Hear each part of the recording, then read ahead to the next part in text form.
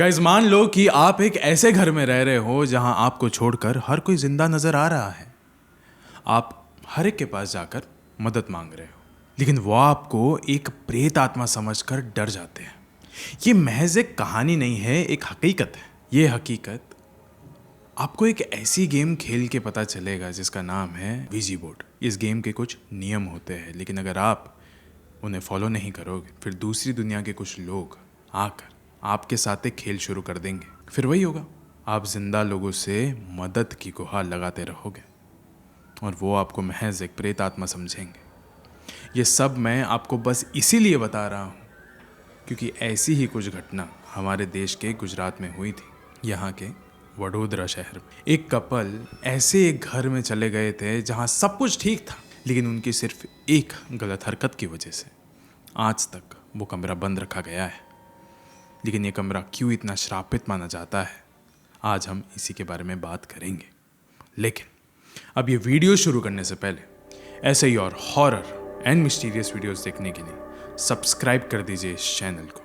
And अगर आपको ये वाला वीडियो अच्छा लग रहा है तो प्लीज़ लाइक कर दीजिए, उससे मुझे और मेरी टीम को बहुत मोटिवेशन मिलता है। अब ये कहानी शुरू होती है। जय और मेघना साल 2018 से रिलेशनशिप में थे, लेकिन रिलेशनशिप में आने के कुछ ही महीनों बाद जय को लंदन में एक जॉब लग गई थी, बहुत अच्छी। तो वो लोग ज़्यादा टाइम साथ में नहीं रह पाए थे। मेघना हर दिन जय को बोलती रहती थी कि वो उसके बिना रह ही नहीं पा रही। इनफैक्ट लॉन्ग डिस्टेंस की वजह से उन दोनों के बीच में बहुत सारे झगड़े भी हो रहे थे। पर 2 साल बाद जब पूरी दुनिया में लॉकडाउन अनाउंस हुआ तब जय को ना चाहते हुए भी इंडिया में वापस लौटना पड़ा। इस बात से जय तो नाराज था कि उसे अपनी जॉब छोड़कर वापस इंडिया आना पड़ रहा है, लेकिन मेघना काफी ज्यादा खुश थी कि चलो फाइनली अभी हमें वापस से रिलेशनशिप ठीक करने का एक मौका मिल रहा है। जब जय इंडिया आया तब मेघना उसे लेने एयरपोर्ट पहुंच गई। वापस आते वक्त मेघना ने जय को कहा कि मैंने तुम्हारे लिए एक सरप्राइज प्लान किया है, तुम्हें बहुत ही अच्छा लगेगा। इस वक्त तक जय बहुत ही उदास था, लेकिन जब मेघना ने सरप्राइज का जिक्र किया जय थोड़ा सा एक्साइट हो गया। अब शाम हो रही थी। सुबह से लेकर शाम तक जय अपने सारे घर वालों को मिलकर एकदम सेटल हो चुका था, आराम कर रहा था। शाम को मेघना का उसे मैसेज आता है कि मैं 10 मिनट में तुम्हारे घर के नीचे आ रही हूँ, तुम नीचे उतर जाना और हाँ एकदम रेडी होकर आना। जब जय नीचे जाता है मेघना ऑलरेडी अपनी कार लेकर उसका इंतजार कर रही थी। वो जल्दी से उसे एक बिल्डिंग तक लेकर जाती है। जय कहता है कि यहाँ क्यों आए हैं? मेघना ने कहा कि तुम्हारा सरप्राइज यहीं पे तो मिलेगा। वो दोनों बिल्डिंग के ऊपर जाते हैं। जैसे ही मेघना घर का दरवाज़ा खोलती है, जय को उसके सारे दोस्त नज़र आते हैं जो कि उसके वापस आने की खुशी में वहाँ इकट्ठा हुए थे। जय एकदम खुश हो चुका था कि इतने सालों बाद मैं आया हूँ, लेकिन फिर भी लोग मुझसे कितना प्यार करते हैं। उसने एक के बाद एक सबको गले लगाया। अब रात हो चुकी थी, सब पार्टी कर रहे थे। जय फॉरेन से आया था तो वो अपने साथ शराब की कई सारी बोतलें लेके आया था। सब ऑलमोस्ट ड्रंक हो ही चुके थे कि उनमें से जय के एक दोस्त राहुल ने कहा कि क्या सबको एक गेम खेलनी है। सब लोग इतने ज़्यादा नशे में थे कि कोई भी मना नहीं कर पाया। लेकिन गाइस, जिस गेम को ये लोग खेलने वाले थे वो कोई आम गेम नहीं था, वो था वीजी बोर्ड। मेघना ने कहा कि तुझे ये कहाँ से मिला? राहुल ने कहा कि ये अलमारी में ही रखा हुआ था, पता नहीं किसने रखा होगा। ये सुनकर मेघना थोड़ी अनकंफर्टेबल सी हो गई थी।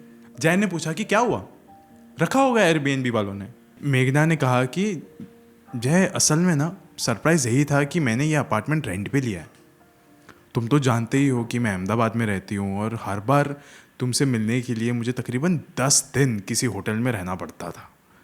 तो मैंने सोचा कि क्यों ना अब यही जॉब लेकर सेटल हो जाती हूँ, ताकि जब तुम वापस आओ तब तक मैं तुम्हारे घर वालों के करीब भी हो जाऊँ और तुम भी खुश हो जाओ। जय ये सुनकर एकदम खुश हो चुका था कि उसकी गर्लफ्रेंड ने उसके साथ रहने के लिए कितना कुछ सेक्रीफाइस किया है। पर फिर भी एक चीज़ तो अजीब थी कि यहाँ एक वीजी बोर्ड क्या कर रहा है।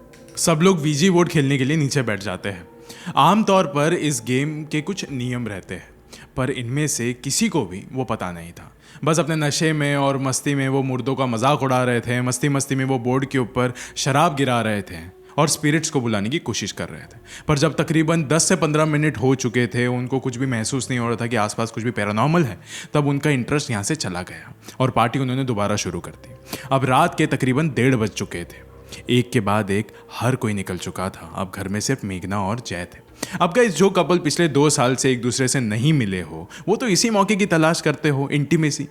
तो अब वो दोनों काफ़ी ज़्यादा करीब आ चुके थे, थोड़ा रोमांटिक हो रहे थे, दोनों बेड पर लेटे हुए थे। पर इससे पहले कुछ भी हो पाए, मेघना को ऐसा लगा कि अभी अभी किसी ने तो उसका पैर खींचा है।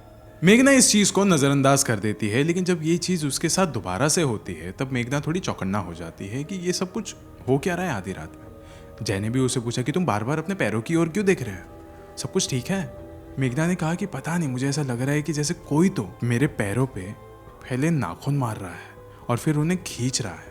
जय कहते हैं कि एक काम करते हैं, अभी हम लोग ना सीधा सो जाते हैं, सुबह तुम्हें शायद से थोड़ा ठीक लगेगा। जब वो लोग सो रहे थे तब अचानक से मेघना की आंखें खुलती है। वो टाइम देखती है तो करीब रात के 3 बज रहे थे। उसने बगल में देखा तो जय वहां पर नहीं था। वो उठकर जैसे ही बाहर जा रही थी उसने सुना कि हॉल में कुछ तो आवाजें आ रही है, जैसे कोई तो बाहर बैठकर बातें कर रहा है। उसने हॉल में जाकर देखा तो जय वहां पे जमीन पर बैठा था और सोफा की तरफ नजर रखकर किसी से तो बातें कर रहा था। मेघना ने वहां देखा तो वहां कोई औरत बैठी हुई थी, खुले बाल, बड़े नाखून, लाल आंखें और उसके पैर उल्टे। वो ये देखकर एकदम जोर से चिल्लाई और अंदर बेडरूम की ओर भागकर चले गई। उसके पीछे पीछे जय भी दौड़कर आया। उसने पूछा कि क्या हुआ मेघना, तुम इतनी चिल्ला क्यों रही हो? मेघना ने कहा कि वो औरत कौन है जिससे तुम बाहर बात कर रहे थे? जय ने कहा कि कौन सी औरत, मुझे तो कुछ भी याद नहीं आ रहा है, मैं अंदर से बाहर कैसे पहुंचा? यार ये सब तुम जो भी बोल रही हो मुझे बिल्कुल भी समझ में नहीं आ रहा है, बहुत अजीब लग रहा है। एक काम करता हूँ, मैं ना कल आता हूँ। इतना बोलकर जय वहाँ से निकलने लगता है। मेघना कहती है कि प्लीज़ जय, तुम मुझे छोड़कर मत जाओ, मैं भी आती हूँ तुम्हारे साथ। दोनों अब मेन डोर तक पहुँच चुके थे। मेघना जय को मनाने में ही लगी हुई थी कि तभी मेघना को ऐसा लगा कि वापस से कोई तो मेरा पैर पकड़ रहा है। पूरे घर में अंधेरा था, लेकिन जब उसने नीचे देखा तब उसने देखा कि वाकई में ये किसी का तो हाथ है जिसने मेरा पैर पकड़ा हुआ है। सिर्फ 1 सेकंड में जय की नजरों के सामने ही मेघना को घसीटते हुए एक अनदेखी परछाई खींचकर लेके चली जाती है। जय को समझ नहीं आ रहा था कि ये सब कुछ क्या हो रहा है उसके नजरों के सामने, ये मैं क्या देख रहा हूँ।